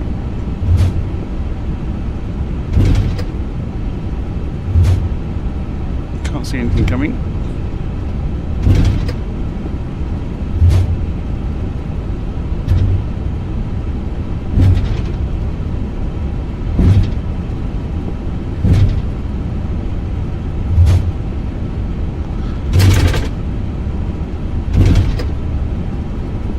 It's a noisy so-and-so, isn't it, when you're taxiing? Thumping across the joints. Ground. Can we enter the runway 1 for right via the Mike 2? Somewhere over here. So if we just pull up for a moment and have a quick look at the chart we haven't got, which is the... Can we enter runway parking stands? 1 for right via the Mike 10 shift? We want to go to 5-9.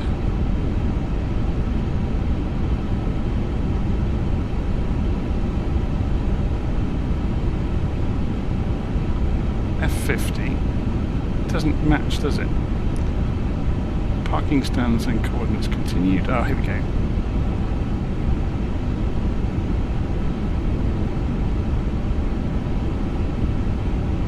Nope. So there's N4, which is where we are, November 4.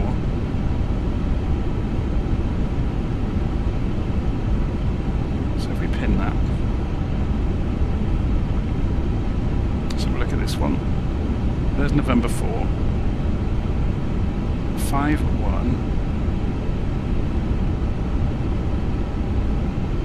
Oh, do you know what? I know these systems aren't perfect. I'm just going to go for whatever gate's open that hasn't got an airplane. That's it.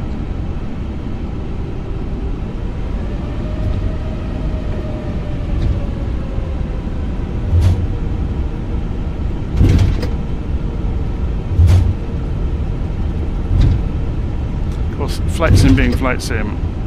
And SayIntentions doesn't know if there is something at the gate anyway. And this is only a stock airport. I don't think it's a a detailed one, so the gates may not be absolutely correct anyway. We're going to end up running a Cessna over, aren't we?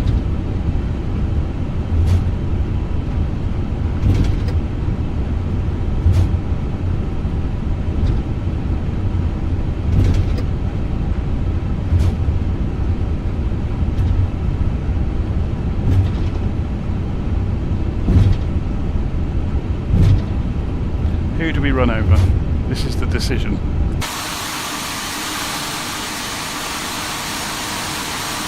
Don't think we have any choice. And we've got some phantom gates as well going on.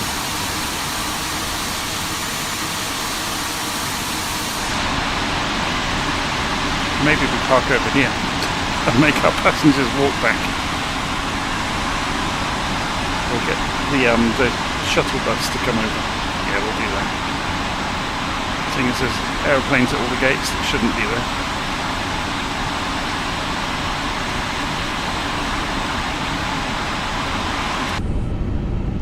Okay, so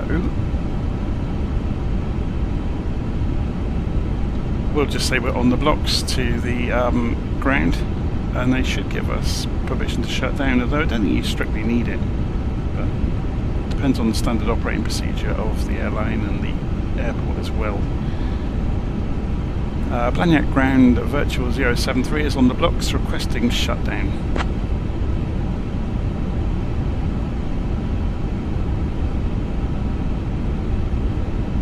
Virtual 073, shutdown approved. Welcome to Toulouse Blagnac.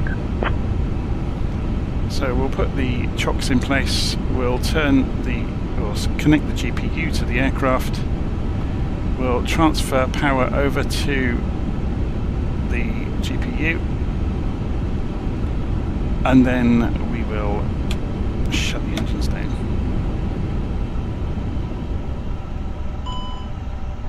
Obviously you'll see all of the faults in the world come up. So the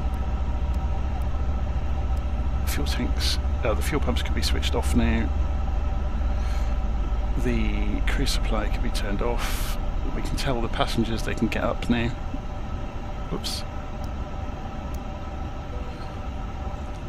We can turn all of these lights off that we had on. Whoops.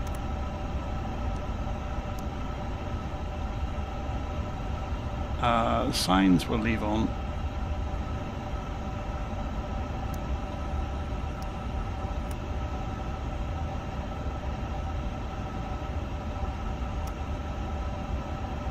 No, actually we'll leave that off now. What else do we need to do? Go and turn off ADIRs.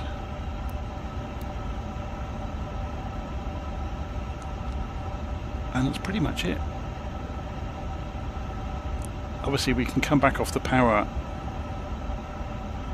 So what can we do here then? Should we get a ramp truck? What's a ramp truck?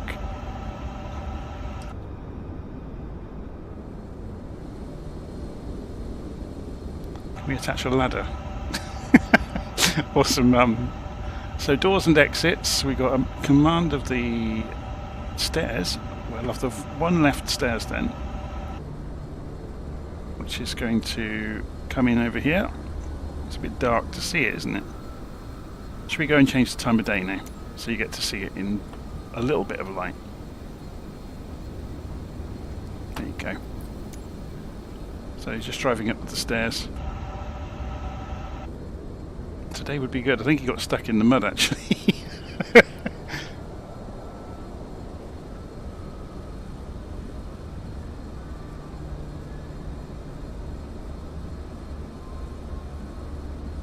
It's very cool though, isn't it? While we're doing this, we could go and get the luggage service toggled and the catering service. So I imagine some trucks will spawn and come up to the aeroplane. Anyway, I'm going to leave it there for this evening. Hopefully you've enjoyed that. So let's go into service as well actually and go and turn off the transponder and TCAS, confirm, And put this back into standby, confirm. Yeah, I'm going to leave it as it is. I've never really played with the ground tools. It's interesting. I wonder if that will suddenly snap into place at the gate. It's interesting that it's pulled up where it has. It's almost like it doesn't understand what it's doing. Anyway, hopefully you enjoyed that, and I'll see you again soon in the simulator. That was quite a clockwork flight for a change, wasn't it? Where everything was just nice and smooth and seemed to work, which is no bad thing. See you again soon. Take care.